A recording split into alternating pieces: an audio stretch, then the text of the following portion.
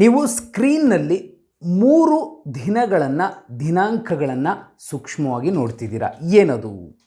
August 18ರಂದು ವಿಪಕ್ಷ ನಾಯಕ ಸಿದ್ದರಾಮಯ್ಯ ಅವರ ಕಾರ್ನ ಮೇಲೆ BJPಯ ಕಾರ್ಯಕರ್ತ, RSSನ ಸ್ವಯಂ ಸೇವಕ ಮೊಟ್ಟೆ ಎಸೆದ ಪ್ರಕರಣವನ್ನು ನೋಡ್ತಾ ಇದ್ದೀರಾ. ಅದರಿಂದ ಕಾಂಗ್ರೆಸ್ ಕೆನ್ನಾಲಿಗೆಯನ್ನು ಹೊರಗೆ ಹಾಕಿ ತನ್ನ ಪ್ರತಿಭಟನೆಯ ಒಂದು ವೇದಿಕೆಯನ್ನು ಸಜ್ಜುಗೊಳಿಸಿದೆ. ಅದು ಆಗಸ್ಟ್ 26. ಖುದ್ದು ಸಿದ್ದರಾಮಯ್ಯ ಅವರು ನಾನು 26ನೇ ತಾರೀಕು ಬರ್ತಿದ್ದೀನಿ, ನೀವೆಲ್ಲ ಬನ್ನಿ, ಕೊಡಗಿನ SP ಕಚೇರಿಗೆ ಮುತ್ತಿಗೆ ಹಾಕೋಣ ಅನ್ನೋ ಒಂದು ಮಾತನ್ನು ಹೇಳಿದ್ರು. ಆ ಕರೆಗೆ ಹೋಗೊಟ್ಟು ಸಿದ್ದರಾಮಯ್ಯ ಅವರ ಅಭಿಮಾನಿಗಳು ಮತ್ತು ಕಾಂಗ್ರೆಸ್ ಪಕ್ಷ KPCC ಘಟಕ ಇದೀಗ ಮಡಿಕೇರಿ ಚಲೋಗೆ ಸಜ್ಜಾಗಿದೆ. ಇನ್ನು 3ನೇ ಘಟನೆ ಆಗಸ್ಟ್ 28ರಂದು 2ನೇ ಸಲ ಬಸವರಾಜ ಬೊಮ್ಮಾಯಿ ಅವರ ಸರ್ಕಾರದ ಸಾಧನಾ ಸಮಾವೇಶ ಜನೋತ್ಸವ ನಡಿಬೇಕಿತ್ತು.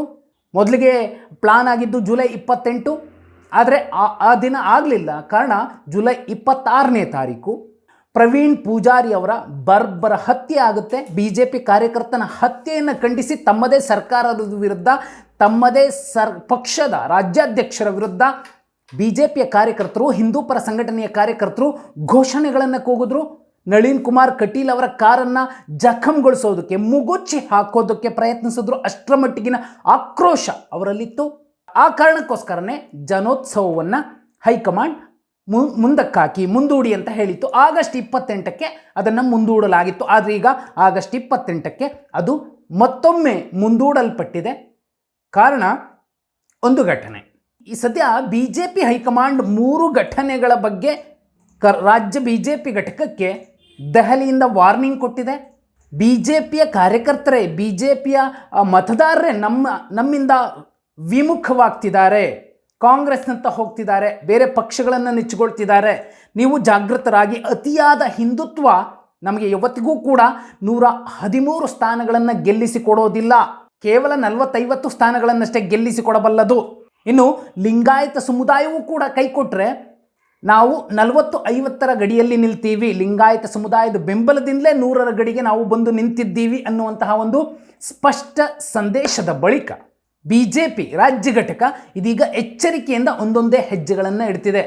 ವಿಶೇಷ ಅಂದರೆ BJP ಹೈಕಮಾಂಡ್ ಮೊದಲ ಎಚ್ಚರಿಕೆ ಕೊಟ್ಟಿದ್ದು ಯಾವತ್ತು ಅಂದರೆ ಆಗಸ್ಟ್ 3ನೇ ತಾರೀಕು. ಯಾಕಂದರೆ ದಾವಣಗೆರೆಯ ಒಂದು ಔಟ್ಸ್ಕರ್ಟ್ನಲ್ಲಿ ಇದ್ದಂತಹ ಶಾಮನೂರು ಪ್ಯಾಲೇಸ್ ಗ್ರೌಂಡ್ನಲ್ಲಿ ಸಿದ್ದರಾಮಯ್ಯ ಅವರು ತಮ್ಮ 75ನೇ ಹುಟ್ಟುಹಬ್ಬದ ಅಮೃತ ಮಹೋತ್ಸವವನ್ನು ಆಚರಿಸಿಕೊಂಡರು. ಆ ಸಂದರ್ಭದಲ್ಲಿ ಅಲ್ಲಿಗೆ ಬಂದು ಸೇರಿದಂತಹ ಜನಸಾಗರವನ್ನು ನೋಡಿದಂತಹ ಹೈಕಮಾಂಡ್ ಗುಪ್ತಚರ ವರದಿ ತರಿಸ್ಕೊಳ್ತು. ಹೀಗೆ ಮುಂದುವರೆದ್ರೆ BJP 2023ರ ಚುನಾವಣೆಯಲ್ಲಿ ಮತ್ತೆ ಅಧಿಕಾರದ ಗದ್ದುಗೆ ಹಿಡಿಯೋಕ್ಕಾಗಲ್ಲ ಅನ್ನುವಂತಹ ಸಂದೇಶ ರವಾನೆಯಾಗಿತ್ತು. ಅಲ್ಲಿ ತನಕ BS ಯಡಿಯೂರಪ್ಪ ಅವರನ್ನು ಕಡೆಗಣಿಸಿದ್ದಂತಹ BJP ಹೈಕಮಾಂಡ್ ಬೇರೆ ಪ್ಲಾನ್ ಮಾಡೋಕ್ಕೆ ಶುರು ಮಾಡಿತು. ಸತತ 6 ಆಂತರಿಕ ಸಮೀಕ್ಷೆಗಳು ಕೂಡ BSY ಇಲ್ದಿದ್ರೆ ಸಿದ್ದರಾಮಯ್ಯ ಅವರು ಈಸಿಯಾಗಿ ಬಹುಮತ ಪಡಿತಾರೆ ಅನ್ನುವಂತಹ ಒಂದು ಸರಳ ಸಂದೇಶವನ್ನು ನೀಡಿತ್ತು. ಎಚ್ಚೆತ್ತುಕೊಳ್ಳಬೇಕಿದ್ದಂತಹ ಸಿದ್ದರಾಮೋತ್ಸವದ ಬಳಿಕ ಎಚ್ಚೆತ್ತುಕೊಳ್ಳಬೇಕಿದ್ದಂತಹ BJP ಹೈಕಮಾಂಡ್ ಎಚ್ಚೆತ್ತುಕೊಂಡಿತ್ತು. ಅದರ ರಾಜ್ಯ ಘಟಕ ಹೈಕಮಾಂಡ್ನ ಆದೇಶವನ್ನು ತಪ್ಪಾಗಿ ಅರ್ಥೈಸಿಕೊಂಡು ತಪ್ಪು ಹೆಜ್ಜೆ ಇಟ್ಟಿದೆ, ಮೊಟ್ಟೆ ಹೊಡಿಸೋ ಮೂಲಕ. ಅದಕ್ಕೂ ಕಾರಣ ಏನಂದರೆ ಆಗಸ್ಟ್ 17ರ ಒಂದು ಆದೇಶ. ರಾಜ ಹುಲಿ BS ಯಡಿಯೂರಪ್ಪ ಅವರಿಗೆ ಮತ್ತೊಮ್ಮೆ ಸ್ಥಾನಮಾನ ಸಿಕ್ತು. ರಾಷ್ಟ್ರೀಯ ಸ್ಥಾನಗಳು ಸಿಕ್ಕಿದ್ವು. ಒಂದು ಪಾರ್ಲಿಮೆಂಟರಿ ಬೋರ್ಡ್ಗೆ ಮತ್ತು ಎಲೆಕ್ಷನ್ ಕಮಿಟಿಗೆ BJP ರಾಷ್ಟ್ರೀಯ ಘಟಕದಲ್ಲಿ ಅವರನ್ನು ಸದಸ್ಯರನ್ನಾಗಿ ನೇಮಕ ಮಾಡಿದ್ರು JP ನಡ್ಡಾ ಅವರು. ಆ ಒಂದು ಸ್ಥಾನಮಾನ ಸಿಕ್ಕ ಮಾರನೇ ದಿನವೇ, ಯಾಕಂದರೆ ಈ ಘಟನೆಗಳು, ಯಾಕಂದರೆ ರಾಜ ಹುಲಿಗೆ ಮತ್ತೊಮ್ಮೆ ಅವಕಾಶ ಸಿಕ್ಕಿದೆ, ಅವರು ಅಖಾಡಕ್ಕಿಳಿದಿದ್ದಾರೆ ಅನ್ನೋ ಸುದ್ದಿ ಸಾಕಷ್ಟು ಪ್ರಚಾರ ಗಿಟ್ಟಿಸ್ಕೊಳ್ಬೇಕಿತ್ತು. ರಾಜ್ಯ ರಾಜಕೀಯದಲ್ಲಿ ಅದೊಂದು ಸಂಚಲನವನ್ನು ಸೃಷ್ಟಿಸಬೇಕಿತ್ತು. ಆ ಕೆಲಸ ಆಗಲಿಲ್ಲ. ಮಾರನೇ ದಿನವೇ ಆಗಸ್ಟ್ 18ರಂದು ಸಿದ್ದರಾಮಯ್ಯ ಅವರ ಮೇಲೆ BJP ಕಾರ್ಯಕರ್ತ RSS ಗಣವೇಶಧಾರಿ ಸಂಪತ್ ಮೊಟ್ಟೆ ಹೊಡೆದ್ರು. ಈ ಮೂಲಕ BSY ಅವರ ಪಟ್ಟಾಭಿಷೇಕದ ವಿಚಾರ ಗೌಣವಾಗ್ತಾ ಬಂತು. ಸಿದ್ದರಾಮಯ್ಯ ಅವರ ಚರ್ಚೆ ಜೋರಾಯಿತು. ಇದೀಗ ಮುಂದಿನ 2 ಘಟನೆಗಳು ಬಹುಮುಖ್ಯ ಎಚ್ಚರಿಕೆಯ ಘಟನೆಗಳು. BJP ಹೈಕಮಾಂಡ್ ಊಹಿಸಿದಂತೆಯೇ ಆದರೆ BJPಗೆ ಬಹುದೊಡ್ಡ ಲಾಸ್ ಆಗುತ್ತೆ. ಯಾಕಂದರೆ ಮಡಿಕೇರಿಯಲ್ಲಿ, ಕೊಡಗಿನಲ್ಲಿ ಸಿದ್ದರಾಮಯ್ಯ ಅವರ ಮೇಲೆ ಮೊಟ್ಟೆ ಬಿದ್ದು ಕೂಡಲೇ ಅವರು ಸಿಡಿದೆದ್ರು. ಪ್ರತಿಭಟನಾಕಾರರ ಎದುರಲ್ಲೇ ನಿಂತು ಇಂಥವಕ್ಕೆಲ್ಲ ನಾನು ಜಗ್ಗೋದಿಲ್ಲ ಅಂದರು. ಅಷ್ಟೇ ಅಲ್ಲ, SP ಕಚೇರಿಗೆ ಮುತ್ತಿಗೆ ಹಾಕೋಕೆ ನಾನು ಆಗಸ್ಟ್ 26ನೇ ತಾರೀಕು ಬರ್ತಿದ್ದೀನಿ ಅನ್ನೋ ಕರೆ ಕೊಟ್ಟರು, ನೀವು ಬನ್ನಿ ಅಂದರು. ಆ ಆಹ್ವಾನಕ್ಕೆ ಇದೀಗ ಸಿದ್ದರಾಮಯ್ಯ ಅವರ ಅಭಿಮಾನಿಗಳ ದಂಡು ಬರೋಕೆ ಸಜ್ಜಾಗಿದೆ. ಸಿದ್ದರಾಮೋತ್ಸವದ ರಿಫ್ಲೆಕ್ಷನ್ ಕೊಡಗಿನಲ್ಲಿ, ಮಡಿಕೇರಿಯಲ್ಲಿ ಕಾಣಬಹುದು. ಅದರಲ್ಲಿ ಯಾವುದೇ ಅಚ್ಚರಿ ಇಲ್ಲ. ಯಾಕಂದರೆ ಸಿದ್ದರಾಮಯ್ಯ ಅವರ ಅಭಿಮಾನಿಗಳು ಈಗಾಗಲೇ ಕಾರು, ಬೈಕು ಎಲ್ಲ ಯಾವ ರೀತಿಯಲ್ಲಿ ಮಡಿಕೇರಿಗೆ ಹೋಗಬೇಕು ಅನ್ನುವಂತಹ ಪ್ಲಾನ್ಗಳನ್ನು ಮಾಡ್ಕೊಂಡು ಕೂತಿದ್ದಾರೆ. ಪ್ರಕ್ಷುಬ್ಧ ಕೊಡಗಿನಲ್ಲಿ ನಿಜಕ್ಕೂ BJP ಇಂಥದ್ದೊಂದು ಮೊಟ್ಟೆ ಹೊಡಿಸುವ ಮೂಲಕ ಕಾಂಗ್ರೆಸ್ನ ನಾಯಕರನ್ನ ಅಲ್ಲಿಗೆ ಪ್ರತಿಭಟನೆಯ ಕಾರಣಕ್ಕೆ ಕರೆಸಿಕೊಳ್ಳುವ ಮೂಲಕ ಬೇರೆ ಒಂದು ಸಂದೇಶವನ್ನು ರವಾನಿಸ್ತಿದೆಯಾ? ರಾಷ್ಟ್ರೀಯ ಪಕ್ಷಗಳ ಈ ಎರಡೂ ಪಕ್ಷಗಳ ಪೀಕಲಾಟಕ್ಕೆ ಜನಸಾಮಾನ್ಯ ಅಲ್ಲಿ ನಿಜಕ್ಕೂ ನೋವು ತಿನ್ನಬೇಕಾ ಅನ್ನುವಂತಹ ಪ್ರಶ್ನೆ ಕೂಡ ಇಲ್ಲಿ ಉದ್ಭವ ಆಗುತ್ತೆ. ಯಾಕಂದರೆ ಆಗಸ್ಟ್ 28ನೇ ತಾರೀಕು ಕೂಡ ದಕ್ಷಿಣ ಕನ್ನಡದಲ್ಲಿ ಪುತ್ತೂರಿನಲ್ಲಿ BJP ಮಹತ್ವದ ಬೈಠಕ್ ಇಟ್ಕೊಂಡಿದೆ. ಎಲ್ಲಿ ಅದು? ಪ್ರವೀಣ್ ಹತ್ಯೆಯಾದ ಜಾಗದಲ್ಲಿ, ಪುತ್ತೂರಿನಲ್ಲಿ ಮಹಾರಣತಂತ್ರ ರೂಪಿಸೋಕೆ ಮುಂದಾಗಿದೆ. ಯಾವ ಕಾರ್ಯಕರ್ತರು ತಮ್ಮ ಪಕ್ಷದ ರಾಜ್ಯಾಧ್ಯಕ್ಷನನ್ನೇ ಕಾರಿಂದ ಕೆಳಗೆ ಇಳಿಯೋದಕ್ಕೆ ಬಿಡದಂತೆ ಆಕ್ರೋಶವನ್ನು ವ್ಯಕ್ತಪಡಿಸಿದ್ರು, ಅದೇ ಜಾಗದಲ್ಲಿ ಅದೇ ಮತದಾರರನ್ನು, ಅದೇ ಹಿಂದೂಪರ ಕಾರ್ಯಕರ್ತರನ್ನು, ಅದೇ BJP ಕಾರ್ಯಕರ್ತರನ್ನು ತಮ್ಮತ್ತ ಸೆಳೆಯೋಕೆ ಮತ್ತೆ ತಮ್ಮ ತಾಕತ್ತು ತೋರಿಸೋದಕ್ಕೆ ದಕ್ಷಿಣ ಕನ್ನಡದಲ್ಲಿ BJP ಬೈಠಕ್ ಇಟ್ಕೊಂಡಿದೆ. ನೋಡಿ, ಕೊಡಗು ಕೂಡ ಅದೇ ಜಾಗ ಪ್ರಕ್ಷುಬ್ಧ, ದಕ್ಷಿಣ ಕನ್ನಡ ಕರಾವಳಿ ಪೂರ್ತಿ ಪ್ರಕ್ಷುಬ್ಧ. ಇಂತಹ ಜಾಗಗಳಲ್ಲಿ BJP ಮತಕ್ಕೋಸ್ಕರ ರಾಜಕೀಯವನ್ನು ಮಾಡ್ತಿದೆ ಅನ್ನೋದಾದರೆ, ಈ ರಾಜಕೀಯದ ಬೆಂಕಿಯ ಕೆನ್ನಾಲಿಗೆಗೆ ಸಾಮಾನ್ಯ ಸಾಯ್ತಾನೆ. ಆ ಸಾಮಾನ್ಯ ಸತ್ತ ಮೇಲೆ ಆ ಕುಟುಂಬಗಳೇನಾಗಬೇಕು? ಪ್ರವೀಣ್ ಪೂಜಾರಿ ಅವರ ಹತ್ಯೆಗೂ ಮುಂಚೆ ಒಬ್ಬ ಮುಸಲ್ಮಾನ ಯುವಕನ ಹತ್ಯೆ ಆಯಿತು, ಅನಂತರದಲ್ಲಿ ಮಸೂದ್ ಹತ್ಯೆ ಆಯಿತು.